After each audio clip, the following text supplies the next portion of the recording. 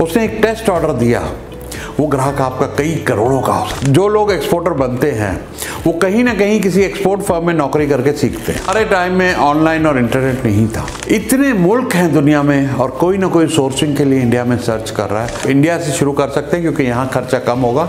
बाहर जाने में कम से कम एक फेयर में 10 लाख रुपए 8 लाख रुपए के आसपास खर्चा आता है। ये आज बात करते हैं एक्सपोर्ट बिजनेस की।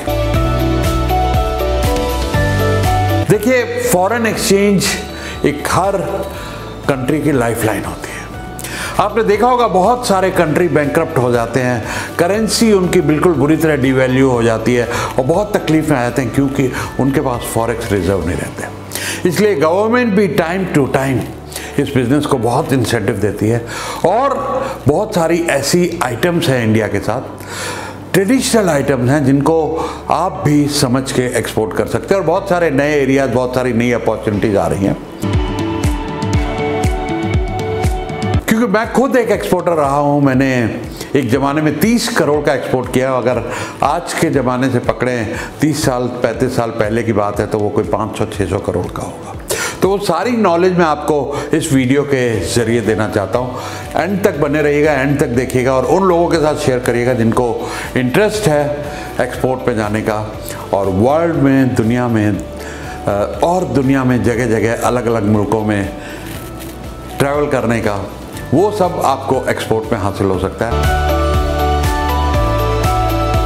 तो दोस्तों, पहले बात करते हैं कि क्या रिक्वायरमेंट है एक्सपोर्ट बिजनेस को स्टैब्लिश करने के लिए। लीगल स्ट्रक्चर की बात करते हैं तो आप पहले कंपनी बनाएंगे, प्रोप्राइटरशिप, पार्टनरशिप, LLP और प्राइवेट लिमिटेड। नंबर 2 आती है, आपको पैन कार्ड चाहिए होगा, जो नॉर्मल आप किसी भी एक CA को बोलेंगे वो बनवा देंगे आपको। नंबर 3 आपको IEC कोड चाहिए, इंपोर्टर एक्सपोर्टर कोड नंबर, जो आप RBI को ऑनलाइन अप्लाई करके ले सकते हैं। नंबर 4 आपको RCMC चाहिए होगा, रजिस्ट्रेशन कम मेंबरशिप सर्टिफिकेट, क्योंकि यहाँ पर इंडिया में हर इंडस्ट्री के ऊपर एक काउंसिल है, उस काउंसिल की आपको मेंबरशिप लेनी पड़ेगी। तो ये 4 चीजें मैंने आपको बताई। पैन कार्ड लेना पड़ेगा, कंपनी बनानी पड़ेगी अपनी, उसके बाद IEC कोड लेना पड़ेगा और RCMC लेना पड़ेगा। 4 चीजें करके you are ready to go. ये B2B होता है। एक ग्राहक आपको मिला, ध्यान से सुनिएगा, एक ग्राहक आपको मिला, उसने एक टेस्ट ऑर्डर दिया, वो ग्राहक आपका कई करोड़ों का हो सकता है।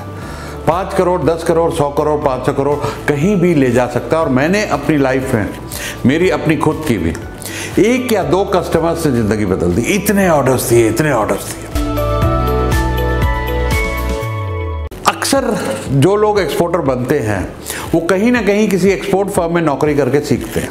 अगर आप यंग हैं, आपको ये अपॉर्चुनिटी है, तो आप किसी ना किसी बड़ी एक्सपोर्ट फर्म में जॉब करें, वहाँ से सीखें। वो 2-3 साल आपके ज़िंदगी के बहुत अहम और बहुत महत्वपूर्ण रहेंगे। उसके बाद ही कुछ शुरू कीजिए और जिस सब्जेक्ट में, जिस कमोडिटी में, जिस प्रोडक्ट में आपका इंटरेस्ट हो उसमें ही जॉब कीजिए, ताकि वहीं से आपको नॉलेज मिले, वहीं से टीम मिले, वहीं से मार्केट्स का आपको अंदाजा हो और अगर किस्मत अच्छी हुई तो बायर्स भी वहीं से मिल जाएंगे।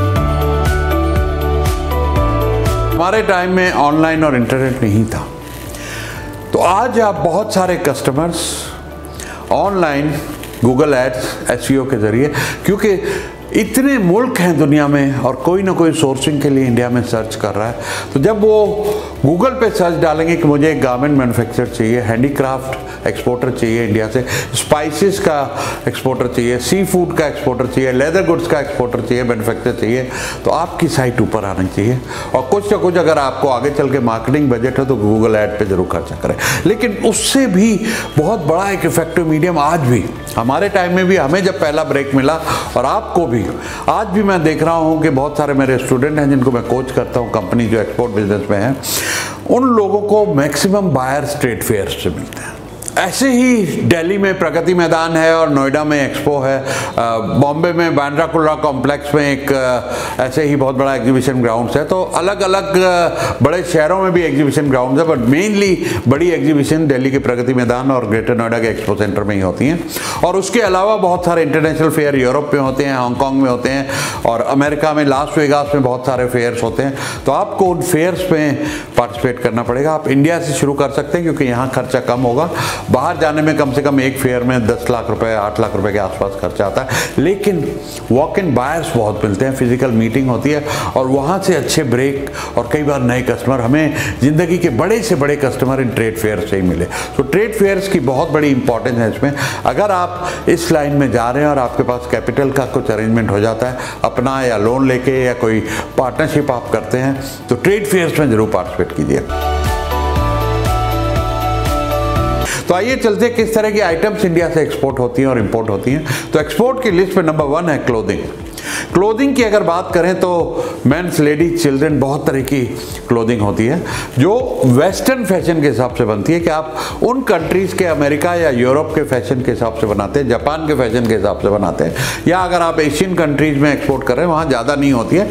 Most of the export from India is either to Australia, उस रीजन में है, या यूरोप में है, या जापान में है, या अमेरिका में है और साउथ अमेरिका में है। ये 5-6 रीजन हैं जहाँ पे इंडिया से एक्सपोर्ट होता है और वो एक्सपोर्ट वहाँ के फैशन का होता है। डिज़ाइनर्स वहाँ से आते हैं, डिज़ाइन वहाँ से आते हैं और ज़्यादातर डिज़ाइंस बायर्स देते हैं। आपका अपना लेबल, अपना ब्रांड निकलता है, आप उनके ब्रांड से बनाते हैं। अब आते हैं एक और बहुत इंपॉर्टेंट कैटेगरी जो इंडिया से बहुत अच्छी चल रही है और उसमें ऑनलाइन बहुत बिजनेस। जी हाँ, ऑनलाइन बहुत बिजनेस है, that is ladies ethnic wear.